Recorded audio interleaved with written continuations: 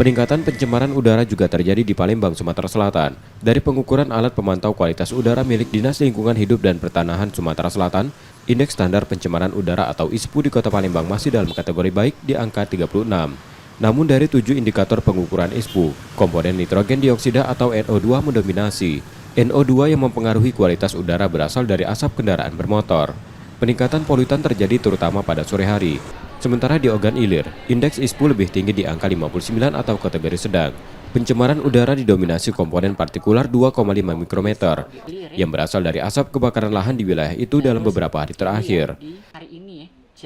Di Kota Palembang kan menunjukkan angka yang tinggi untuk NO2 ya. Nah, ini kan berbeda dengan yang di Ogan Ilir tadi.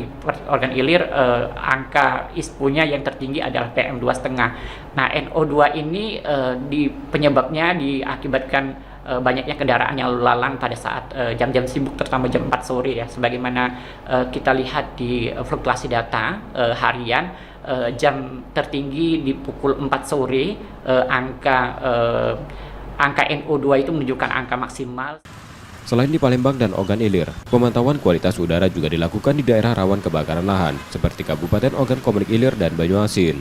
Menjelang puncak musim kemarau, kebakaran lahan semakin rawan terjadi, yang dapat memperburuk kualitas udara. Rizky Nurmizan, Kompas TV, Palembang, Sumatera Selatan.